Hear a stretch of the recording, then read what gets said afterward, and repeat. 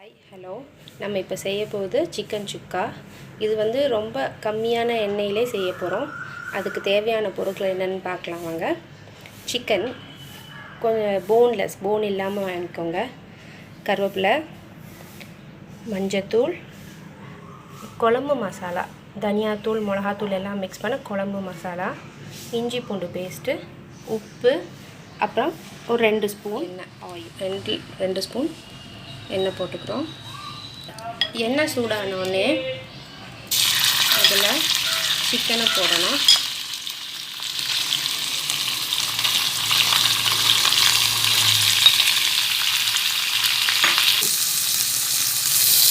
நம்ம வெறும் ஆயிலே இதை சேர்க்கணும்.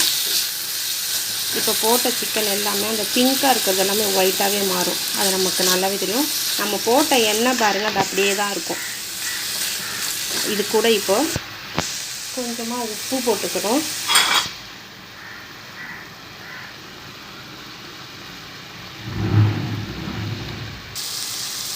உப்பு போட்டுட்டு நல்லா பெரட்டி விட்டுட்டே இருக்கணும். சிக்கன்லேருந்து தண்ணி வந்துட்டு இருக்கிறத நீங்கள் பார்க்கலாம். இந்த டைமில் பேஸ்ட்டு போடணும். 1 ஸ்பூன் இஞ்சி பூண்டு,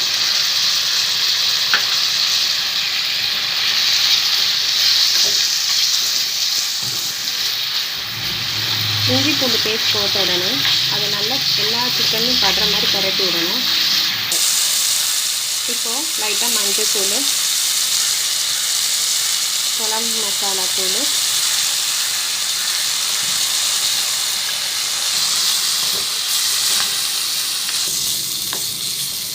இப்போ நல்லா இதை நம்ம பரட்டி விட்டுட்டே இருக்கணும்.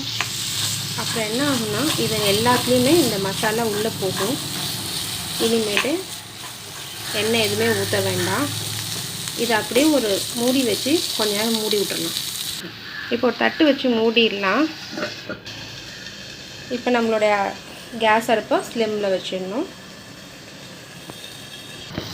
இப்போது மூடியை திறக்கலாம். திறந்தீங்கன்னா பார்த்தீங்கன்னா இப்போ இப்படி இருக்குது.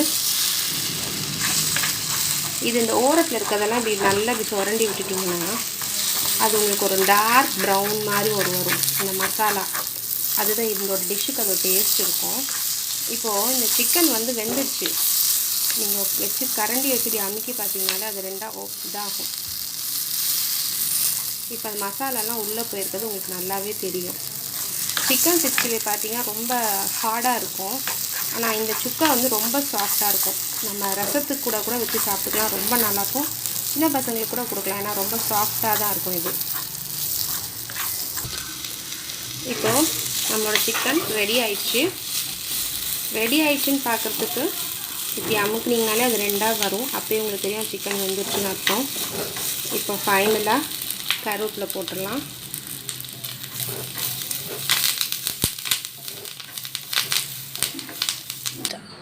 பாருங்கள், இப்போ நம்மளோட டிஷ் ரெடி ஆகிடுச்சு. நான் வெங்காயம்லாம் போட்டு வச்சுருக்கேன். உங்களுக்கு வேணும்னா சாப்பிடும்போது லெமன் புழிஞ்சிக்கோங்க. தேங்க்ஸ் ஃபார் வாட்சிங்.